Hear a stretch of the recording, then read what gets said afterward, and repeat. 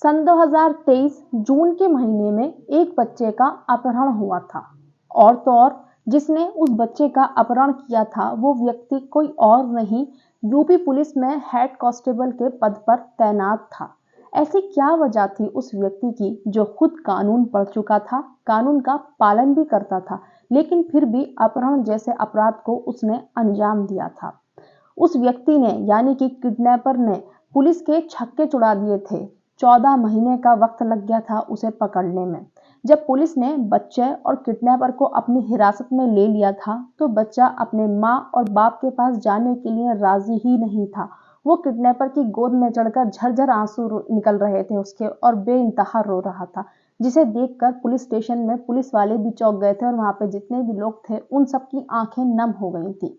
तो आज की कहानी में मैं आपको यही बताने वाली हूँ कि ऐसा उस पुलिस कांस्टेबल ने क्यों किया जिसकी वजह से उसकी नौकरी भी चली गई और तो और बच्चा भी चला गया। आखिर क्या थी वजह। हेलो, गुड इवनिंग, मैं हूं नशरा मिर्जा और ये जो सच्ची घटना है वो है राजस्थान राज्य के राजधानी जयपुर की। 14 जून सन 2023 को एक महिला और एक व्यक्ति अपने बच्चे का अपहरण की रिपोर्ट दर्ज कराते हैं। और तो और उस बच्चे की उम्र थी 11 महीने की सिर्फ। बच्चे का नाम कुक्कू उर्फ पृथ्वी था। घर में प्यार से बच्चे को कुक्कू कहा करते थे, वैसे उसका नाम पृथ्वी था। ये जो महिला और जो व्यक्ति था वो रहने वाले राजस्थान राज्य की जो राजधानी है जयपुर, उसी का एक इलाका है सांगानेर सदर इलाका, वहां के रहने वाले थे। जिसके बाद में पुलिस एफआईआर दर्ज कर लेती है और जयपुर पुलिस ने इस मामले को बड़े ही गंभीरता से लिया था। पुलिस आरोपी को ढूंढने में लग जाती है, जांच पड़ताल करने लग जाती है कि आखिर इसके पीछे कौन है। जो बच्चे के माँ बाप थे उनके मुताबिक ये बताया गया था कि आरोपी और 4 से 5 उसके साथी थे, बच्चे को घर से ही उठाया था। जिसके बाद में जब पुलिस ने जांच पड़ताल करी तो जो किडनैपर था उसका नाम पता चलता है तनुज चाहर। पुलिस को ये जानना था कि आखिर ये तनुज चाहर कौन है और इस बच्चे से या परिवार से क्या चाहता है, क्योंकि फिरौती की भी कोई मांग नहीं आती थी। पुलिस भी बड़ी कंफ्यूज हो गई थी कि ऐसा ये व्यक्ति कर क्यों रहा है। जिसके बाद में जांच पड़ताल में पता चलता है जो तनुज चाहर किडनैपर है वो उत्तर प्रदेश का जो जिला है अलीगढ़, वहां पर पुलिस लाइन में हेड कांस्टेबल के पद पर तैनात है। जिसे जयपुर पुलिस सुनकर और भी ज्यादा चौंक गई थी कि एक पुलिस वाला क्यों अपराध को अंजाम दे सकता है। पुलिस को भी शिद्दत से जानना था कि आखिर किडनैपर तनुज ने ये क्यों और कैसे किया है। जिसके बाद में जयपुर पुलिस अलीगढ़ पहुंचती है उत्तर प्रदेश और वहां की पुलिस लाइन में उसको तलाश करना चालू करती है। जो तनुज चाहर था वो अपनी नौकरी से भी गैर हाजिर चल रहा था। जैसे ही इसकी भनक उत्तर प्रदेश सरकार को लगती है कि अलीगढ़ जिले की पुलिस लाइन में हेड कांस्टेबल की पद पर तनुज चाहर है और उसने बच्चे का अपहरण किया है, तो सरकार ने तुरंत ही उसे सस्पेंड कर दिया। इसी वजह से उसकी नौकरी चली जाती है। जिसके बाद पुलिस को कुछ पता ही नहीं लग रहा था तनुज चाहर आखिर है तो है कहां पर।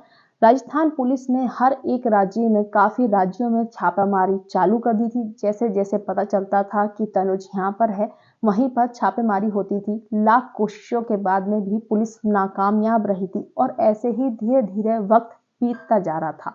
जो बच्चे के माँ बाप थे उन्हें दिन पर दिन टेंशन ही बढ़ रही थी कि आखिर हमारा बच्चा है तो है कहाँ, कहीं उसके साथ कोई अनहोनी ना हो जाए। इतना वक्त बीत चुका है, पृथ्वी का कुछ अता पता ही नहीं है। और नए नए उनके मन में ख्याल आया करते थे, कहीं हमारे बच्चे को बेच ना दिया जाए, कहीं हमारे बच्चे को बेचकर उससे भीख ना मंगवाई जाए। क्योंकि ऐसे बहुत केस होते हैं कि बच्चों की तस्करी होती है, उनको अजीब तरीके से घायल करके सड़कों पर बिठा दिया जाता है भीख मांगने के लिए। तो माँ बापों को नया नया ख्याल सताते रहते थे।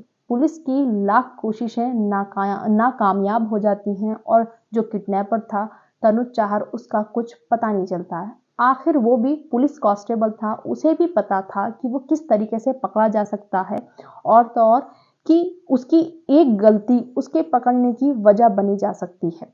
इसलिए वो बड़ा ही सतर्क रहता था। जैसे कि एक स्थान पे पहुंचता था उसके बाद में उस जगह पर दोबारा कभी नहीं जाता था। और तो और जो अपने फोन का इस्तेमाल वो वही करता था जिस फोन को वो चलाया करता था। कभी बहुत ही जरूरी काम के लिए उस फोन को वो ऑन करता था, अपना काम करता था और तुरंत बंद कर देता था। पुलिस को उसकी लोकेशन पता चल जाया करती थी जैसे ही उसका फोन ऑन होता था, लेकिन वो बहुत ही शातिर और तेज था। वो तुरंत उस जगह से चला जाता था और दोबारा उस पर पहुंचता ही नहीं था। जितने पुलिस जाती थी इतने तो वो गायब हो चुका होता था। और तो और मीडिया रिपोर्ट के अनुसार वो अपना भेष बदल कर रहता था। कभी अपने बाल बढ़ा लेता था, कभी अपने बाल छोटे कर लेता था, अपनी दाढ़ी कभी बढ़ाता था, कभी छोटी करता था, कभी कलर कर लेता था। मीडिया रिपोर्ट के अनुसार उसने साधुपन का चोला ओढ़े हुआ था। वो साधु बनकर रह रहा था और बच्चे को बालकृष्ण जी के रूप में रख रहा था, जिससे कि कोई पहचाने ही ना। जितने भी नए लोग मिलते थे उन्हें अपना परिचय नहीं देता था, ना ही उनसे बात करना पसंद किया करता था। बिल्कुल अलग थलग सा रहता था सबसे, कि उसका जुर्म पकड़ा ना जाए कि उसने एक बच्चे का किडनैप किया है। और तो और अगर किसी से बात भी किया करता था तो उस बच्चे को ये नहीं बताता था ये कोई और है, सबसे ये कहता था कि ये मेरा ही बच्चा है। जी हाँ। जिसके बाद में जब राजस्थान पुलिस बेहद ही परेशान हो गई थी, तो पुलिस ने जो किडनैपर तनुज चाहर था उस पर 25,000 रुपए का इनाम रख दिया था कि जो भी हमें तनुज चाहर आरोपी के बाद में थोड़ी सी भी भनक देगा या बताएगा कि आखिर वो कहाँ पर है, तो हम उसको 25,000 रुपए इनाम देंगे और उसका नाम भी छुपा कर रखेंगे। क्योंकि 14 महीने का वक्त बीत चुका था, पुलिस बेहद ही परेशान हो चुकी थी। उधर से माँ बाप का प्रेशर था कि आखिर बच्चा है कहाँ, पुलिस क्या कर रही है। लेकिन जयपुर पुलिस ने बेहद ही अच्छा काम किया था उस बच्चे को ढूंढने के लिए।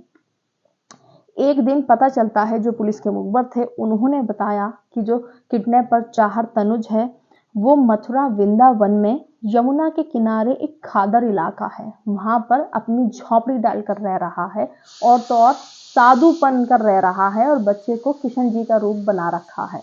जिसके बाद में अब पुलिस भी बहुत शातिर थी, पुलिस को भी पता था कि वो बहुत तेज है, पुलिस में ही रहा है तो उसे भी समझ में आ जाता है जैसे ही हम वहां पहुंचते हैं। पुलिस ने अपना भेष बदला, पुलिस भी साधु वाले भेष में आ गई और गीत गाते गाते उसकी झोपड़ी तक पहुंचते हैं। और आखिर हुआ क्या, तनुज वहां से भी भाग निकला। उसे कहीं से भनक लग गई थी कि पुलिस आने वाली है, लेकिन आखिर तनुज कब तक ही भागता। एक दिन तो पुलिस के हाथ आना ही था और ऐसे ही एक दिन आता है 27 अगस्त सन 2024 को। सुरीरा थाने का एक इलाका था, वहीं पर पुलिस ने उसे धर दबोच लिया। जब पकड़ा गए, दोनों हिरासत में आ गए, बच्चा और किडनैपर, तो पुलिस को बड़ा आश्चर्य था और पुलिस बहुत ही शिद्दत से ये जानना चाहती थी कि आखिर कांस्टेबल तनुज ने ऐसा क्यों किया था। तो कांस्टेबल जो तनुज था उसने बताया कि इसकी जो बच्चे की माँ थी वो उसे पहले से ही जानता था, पहले से ही उससे परिचित था। और तो और उसने ये भी कहा मीडिया रिपोर्ट के अनुसार कि ये जो बच्चा है पृथ्वी, ये मेरा बच्चा है और मैं इन दोनों को अपने साथ रखना चाहता हूँ। मतलब बच्चे को और बच्चे की माँ को। मैं काफी बार ये कहा करता था लेकिन बच्चे की माँ साफ इनकार कर देती थी, जिसकी लाख कोशिश के बाद उसने आखिर में ये हल निकाला कि बच्चे को ही उठा लो।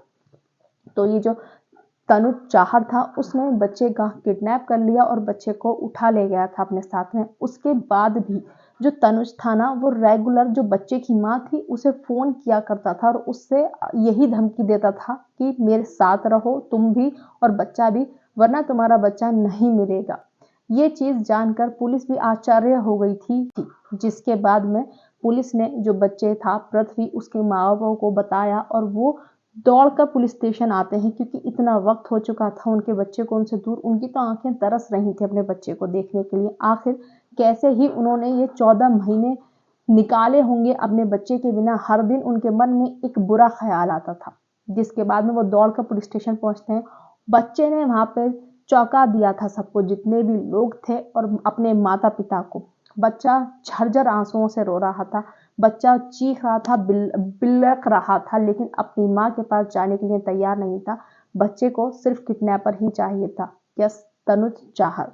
और जो बच्चा था वो फिर तनुज चाहर के पास जाता है और जैसे ही उसकी गोद में जाता है बेहद ही बुरी तरीके से रोता है और उसे छोड़ने के लिए तैयार नहीं होता है। ये वीडियो काफी सोशल मीडिया पर भी वायरल हुई थी। ये वीडियो इतनी वायरल हुई थी कि आखिर जो देखने वाले लोग थे, जो व्यूअर लोग थे, वो कमेंट्स में बड़ा दिल दुखा कर कमेंट लिखा करते थे कि इस बच्चे के साथ और इस आदमी के साथ बहुत गलत हो रहा है। लेकिन उन्हें ये पता नहीं था कि पूरा मामला आखिर है तो है क्या।